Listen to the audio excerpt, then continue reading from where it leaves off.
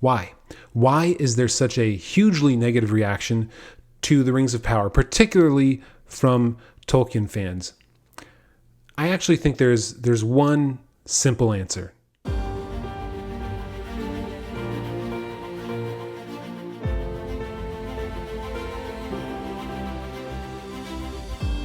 Now, a lot of talk has been made about how the Rings of Power is not truly telling the story of the Second Age that Tolkien wrote about.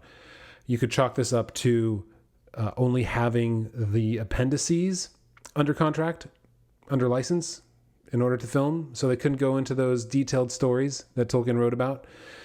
You could talk about how they're under the specter of Peter Jackson's films, and even of J.R.R. Tolkien, that like to live up to that is incredibly difficult. So of course the reaction is going to be negative. Or you could talk about some of the decisions that they're making to adhere to Amazon's guidelines in making Amazon Prime videos, namely with the amount of time that you have to have for speaking characters, or the kinds of inclusion you need when it comes to different ethnicities on the screen.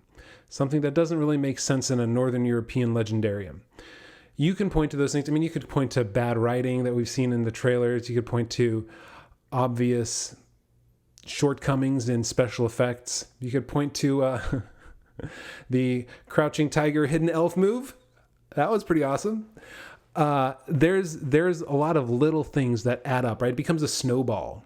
And I think you have to go back to the top of that mountain and figure out what exactly is causing this negative reaction. What caused this snowball effect that all these little things pile up and the dislikes on YouTube far outnumber the likes? It's one thing, actually. And one thing that Tolkien had, one thing that I as a purist sometimes probably would find it difficult to admit to, but one thing that Peter Jackson had, one thing that George Lucas had that Disney doesn't have, one thing that the original Ghostbusters had, the original writers, Harold Ramis and Dan Aykroyd, right, that the new Ghostbusters don't have. Passion. There is nobody at the top of Amazon driving the Rings of Power forward that has a passion and a vision to see this through, to make something great, to put their heart and their soul and their livelihood into it and make it amazing. And so there's no fighting for the big decisions that are necessary to make something great. There is no passion to push it forward. I think of Peter Jackson, and I'm a purist, which means I always want everything to resemble the books as much as possible. And I know that's impossible. And I know that there's a place for someone like me.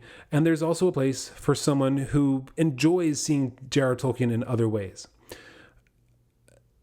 But Peter Jackson, what he did with his films is he brought a distinct passion to it. He pushed to have those films made. He spent years trying to get them done, not just in actual filming, but I mean trying to get it approved and trying to become the filmmaker to make The Lord of the Rings.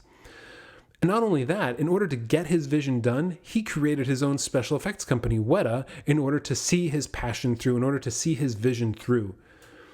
And you could say, sure, he was piggybacking on top of J.R.R. Tolkien's passion. He was standing on a giant who had that passion too. But you know how hard it is to stand on a giant who has incredible passion like that? Usually people topple over. And in this one instance, I would say he didn't, right? Because he had such a drive to make it happen. Similarly, we could say George Lucas. He had a drive to see Star Wars done. And you can talk about the problems with The Phantom Menace and Attack of the Clones and Revenge of the Sith. But he had a vision. I mean, those movies, the visual representation of the world in his head is amazing. And he had a passion to see it done.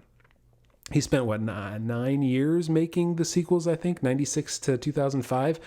That is a huge, huge amount of passion. The adrenaline that you need to see that through, the sweat and the blood and the tears probably that were shed in order to see that takes serious passion. And, you know, I mean, we see a different Star Wars now. In 2012, he sold it to Disney. His passion became raising his daughter, which I can totally understand. It makes sense to me. But it was handed to Disney. And what was the passion of one person to see his vision forward became a line item in their quarterly earnings calls. It became the only thing that is going to propel Disney Plus forward. It's a sad place where Star Wars ended up because the passion, the vision of the creator was no longer there. What we need in something like The Rings of Power is a passionate visionary at the top. And we know it doesn't have one because when Jeff Bezos said, I'm going to make a show, he said, I want to make my own Game of Thrones. I am going to make something to rival this cool new TV show because it'll be a feather in my cap. Now, I'm not saying Jeff Bezos is passionate. I'm saying he's not passionate about Lord of the Rings, about J.R. Tolkien. Clearly, the guy knows how to sell books. He knows how to create a largest online retailer in the world. So he has a passion. He saw that through. He knew what he was doing with that. But with The Rings of Power, this wasn't about a passion. This wasn't about a vision. This was about creating something that made him feel better. It makes me think about a kid who wants an incredible toy, say a remote control plane, right? At 8 years old, he sees one flying and boy, does he want to get that. Man, that thing looks amazing. I want that. I want to be able to fly that. Mom, Dad, can I have that for my birthday? And they look at him and say, kid, you're 8. Do you know how much time it's going to take you to actually get to know how to fly this plane and land it? Do you know how much time you're going to need to take in order to see it through? The passion that you need to get good at something that difficult? We're not going to buy into that today until you show us a little bit more. That kind of relationship, that's what Amazon has with The Rings of Power. Jeff Bezos saw something he wanted. He didn't care if there was a passion or a vision or a driving force behind it. He just saw something he wanted and he had the money and he bought it. He had $250 million to get the license rights to the appendices to the Return of the King. So he wanted it. And so his passion was just for desire, for wanting it, not for the actual product. And so we see this, instead of hiring somebody who through their life has displayed the passion for Tolkien's Middle Earth, who has wanted to create something in his world, to subcreate, to play within Tolkien's sandbox, to play within a sandbox where you can build something based on what Tolkien had already constructed in his stories and his characters, and put something great on the screen. But no, they went to two showrunners with very little experience, coming from a dubious studio.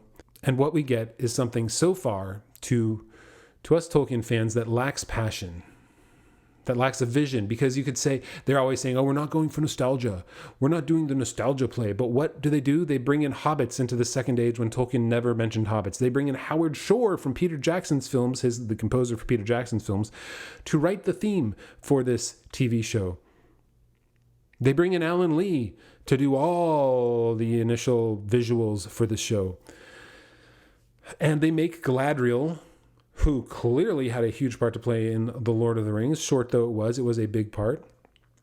They make her the primary character in a compressed timeline,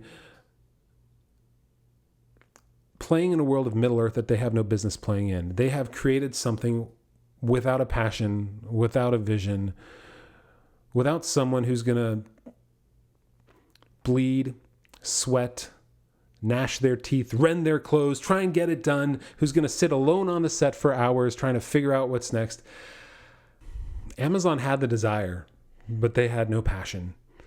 They had no vision. All they wanted was a feather in their cap, a little star next to their name on the chalkboard.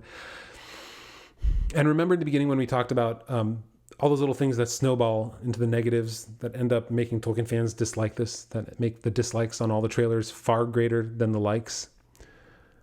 It all comes back to the top. There's no passion. There's no vision. There's no George Lucas setting the tone, setting the vision, setting the example of blood, sweat, and tears. There's no Peter Jackson who spent years trying to make the film, trying to create his own special effects company to get his vision made. There's not even an Ivan Reitman or Dan Aykroyd or Harold Ramis like there was in Ghostbusters to see their movie through.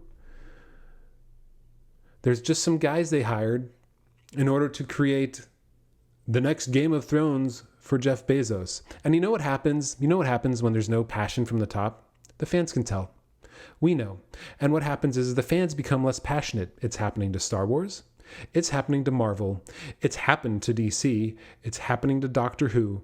All of these items, all of these things where there's no passion or vision at the top, all that's important is towing the party line, is meeting the needs of the middle management within the studio that you're working for, making sure that the budget is met and that the catering is right. There is nothing driving these properties forward. And Lord of the Rings is just the latest in that sad parade of the things we used to love. Now, I think Tolkien is going to be around for years, right? Obviously, he's not going to be affected. His original works, it's a canon that cannot be changed. I hope the Tolkien estate keeps it that way. There are chinks in that armor. But what Tolkien fandom needs to have is those passionate fans who are pushing for a passionate creator to really get in charge of this kind of stuff. There shouldn't be just a desire. There shouldn't be just money. What you need is a driving force to create something amazing. And without that, you're going to lose the fans. So what's the problem? It's passion. There's no passion at Amazon. It's a project, and that's it. Those are my thoughts. Let me know what you think. Is passion the problem? Is there something more? Clearly, there's a lot more little things that we can talk about, and so many other YouTubers do a great job of talking about that. But when it all trickles right back up to the very top, to that peak, there's nobody looking down with the passion, setting the tone, setting the vision, setting things in motion for the rest of us to look to and go like, wow, that seriously is the person who knows what they're doing and is going to see it through. So is it the passion? That's what I think. Let me know what you think below. Please like, subscribe, and share this, right? Let the world know there are Tolkien fans out there who still love Tolkien in the way that Tolkien wrote it, and we want to see it on the screen in the way that Tolkien wrote it. That's why I'm here. I know that's why you're here, and I appreciate you.